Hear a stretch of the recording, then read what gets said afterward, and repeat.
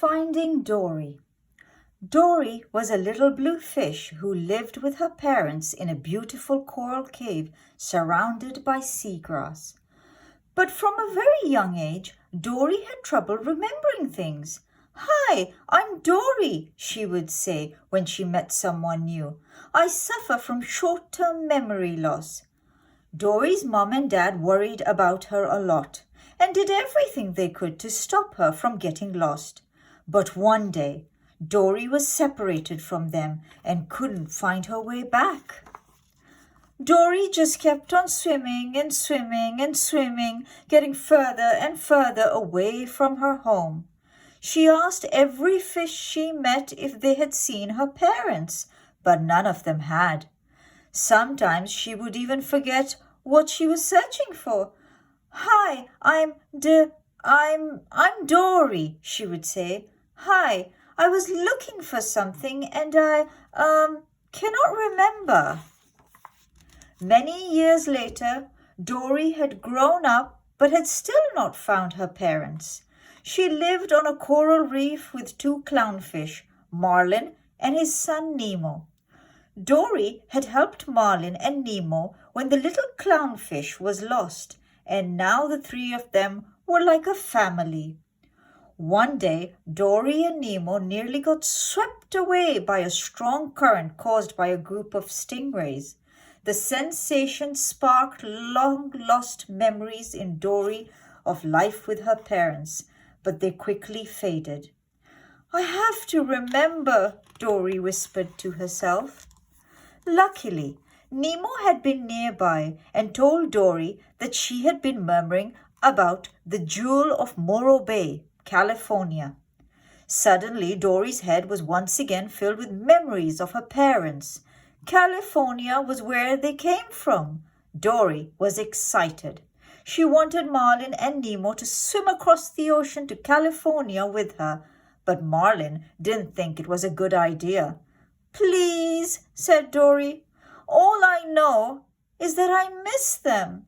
"Yes," said Marlin with a sigh, remembering the time he had lost Nemo. "I know what that feels like." Marlin didn't think he could lead the three of them all the way to California, but he knew someone who could. A little while later, they were clinging onto the shell of a turtle called Crush as they sped towards their destination. After a thrilling journey, Dory, Nemo, and Marlin arrived in Morro Bay and found themselves floating above a coral reef that was covered in rubbish. Dory started excitedly calling out for her parents. As she was swimming, Dory heard a voice in the distance saying, "Welcome to the Marine Life Institute, where we believe in rescue, rehabilitation, and release." Dory followed the sound up to the surface, where she was suddenly scooped up by a human and carried away in a boat. There was nothing Marlin and Nemo could do. Dory was carried into a strange room, had a tag clipped to her fin, and was dropped into a tank. As she swam in circles, an octopus appeared, stretching one of his long tentacles towards her. "Name's Hank," said the octopus. "How sick are you?" "Sick? I'm sick," replied Dory. "Why else would you be in quarantine?" said Hank. He pointed to the tag and Dory's fin. "That there is bad news. It's a transport tag for fish who can't cut it inside the institute. They get transferred to the aquarium in Cleveland." Dory gasped. "Cleveland? No, I can't go to Cleveland. I have to get to the Jewel of Morro Bay, California, and find my family." "That's this place," said Hank. "The Marine Life Institute, the Jewel of Morro Bay, California. You hear?" Hank said he would help Dory search for her parents if she gave him her transport tag. He liked the idea of living on his own in Cleveland. Dory agreed to the deal, so Hank scooped her up into a water-filled coffee pot and they set off. Dory and Hank found a map of the institute and tried to decide where to look. Just then, a member of the staff appeared. Hank hid, but Dory read the word on the staff member's bucket. It said, Destiny. Dory felt it was very important that she get into that bucket, so she did. Hank followed as fast as he could as Dory was carried away. Moments later, Dory found herself being thrown into a large pool which was home to a giant whale shark called Destiny. Dory and Destiny got talking, and Destiny realized that she had known Dory when they were young. Dory had grown up in the open ocean exhibit next door, and they talked to each other through the pipes. Destiny told Dory how to get to the open ocean exhibit by swimming through the pipes, but Dory was afraid she would get lost. Suddenly, another memory flashed into Dory's mind. She remembered how her dad used to tell her that there was always another way. At that moment, outside the institute, Nemo and Marlin met two sea lions called Fluke and Rudder. "How are we going to get inside?" said Nemo. "Oh, we know a way," chuckled Fluke, glancing at Rudder. "Ooroo-roo," chorused Fluke and Rudder. The sea lions had called a scraggly bird named Becky, who soon landed nearby. She scooped up the two clownfish into a bucket filled with water and flew off with them towards the institute. Meanwhile, Dory spotted some pushchairs standing on the side of the Destiny's pool. "There," said Dory. "We're going to hijack one of those." Dory jumped into a small cup on the tray of one of the pushchairs, and Hank carefully pushed them across the institute. As they reached the open ocean exhibit, Dory turned to Hank. "They're actually down there, aren't they?" she said. "I hope I can find them." "Knowing you, I'm liking your chances. Now go get your family," said Hank, as he gently placed Dory into the tank. Dory swam down through the clear, cool water.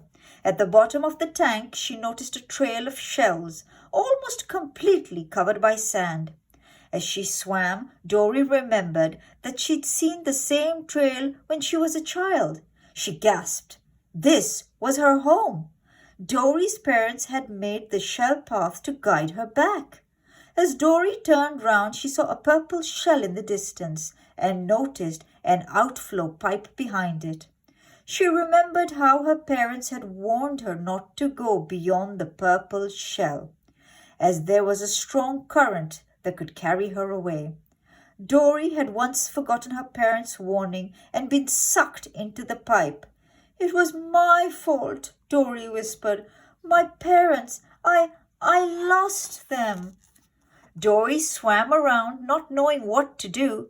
Just then, a small crab appeared and told her that all the blue tangs had been taken to quarantine. Dory had to get back there. The only way was through the pipes, so Dory nervously swam in and was soon lost. But then two shapes emerged from the darkness. It was Marlin and Nemo. They had jumped from Becky's bucket into one of the tanks at the institute, then swam into the pipes to search for Dory. The three fish continued on through the pipes, heading back to quarantine. They came out in a new tank and spotted the blue tangs on the other side of the room, so they leapt from tank to tank to reach them. But as they jumped into the last tank, it was picked up and loaded onto a huge truck. Dory, Marlin, and Nemo fell into a bucket on the floor. A moment later, 3 octopus tentacles reached in and scooped them up. Hank plopped them into the coffee pot, shuffled over to the truck, and poured them into the blue tang tank. The other blue tangs recognized Dory, but they had sad news.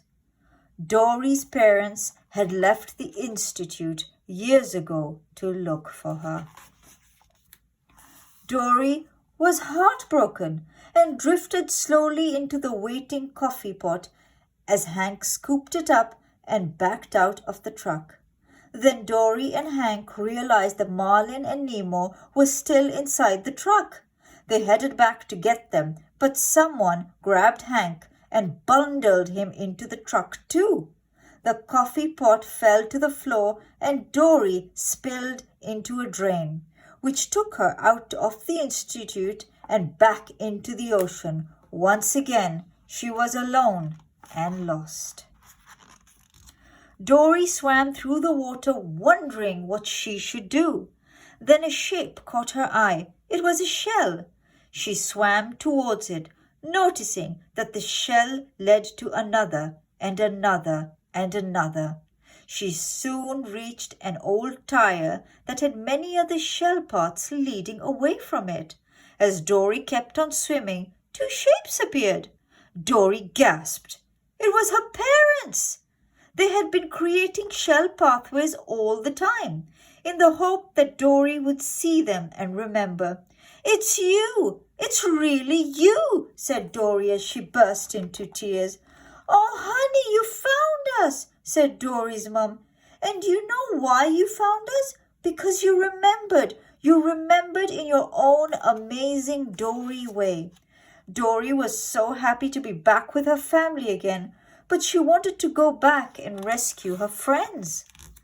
Dory and her parents found their way back to the institute, planning to stop the truck that was heading to Cleveland.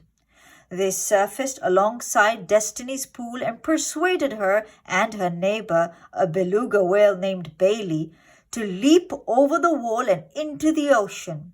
Bailey could see faraway things using echolocation. He called out and echoes bounced back from the truck. It was crossing a bridge and everyone raced after it. As they reached the bridge, Dory saw a group of sea otters nearby and asked them to help. The otters clambered up onto the bridge, causing the traffic to screech to a halt. Using her huge tail, Destiny flipped Dory up into the air.